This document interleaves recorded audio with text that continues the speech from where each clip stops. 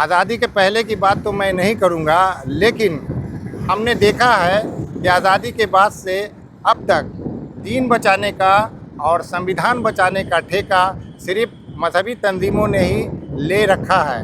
उसी में से एक तंजीम है इमारत शरिया, जो हमेशा दीन बचाओ संविधान बचाओ के नाम पर रैली कराती है। 2018 में भी इसने दीन बचाओ और संविधान बचाओ रैली किया था और अब 29 जून को गांधी मैदान में दीन बचाओ संविधान बचाओ रैली कराने जा रही है।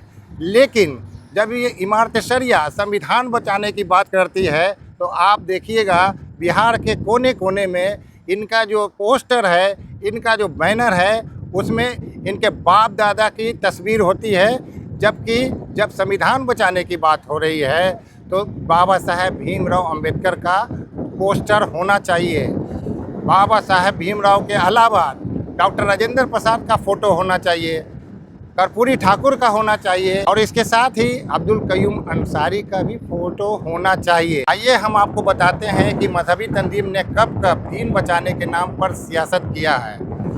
जमात-उल-माए हिंद के असद मदनी यानी जमात-उल-माए हिंद के प्रमुख असद मदनी ने दीन बचाओ संविधान बचाओ की जगह पे दीन बचाओ कांग्रेस बचाओ मुहिम चलाया था और 1974 में, 1980 में और 1988 में इनको कांग्रेस पार्टी ने 3 बार राज्यसभा का सदस्य बनाया। इन्होंने इस तरह से दीन को बचाया। अब आइए जमात-उल-माए हिंद के एक गुट के मुखिया महमूद मदनी की बात करते हैं।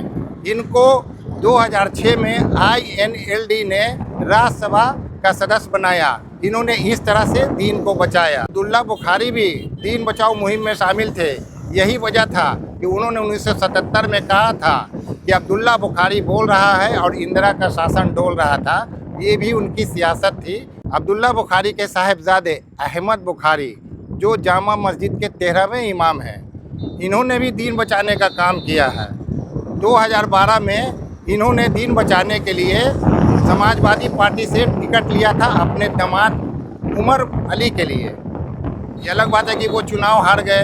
जब चुनाव हार गए तो समाजवादी पार्टी से इन्होंने निवेदन किया है कि दीन खतरे में है भाई, इस्लाम खतरे में है, तब उनको MLC बना दिया गया। इमारत शरिया ने 2018 में दीन बचाओ संविधान बचाओ रैली कराकर खालिद अनवर को MLC बनाकर दीन बचाया था। थोड़ा जमात-उल-माए हिंद की भी बात करते हैं।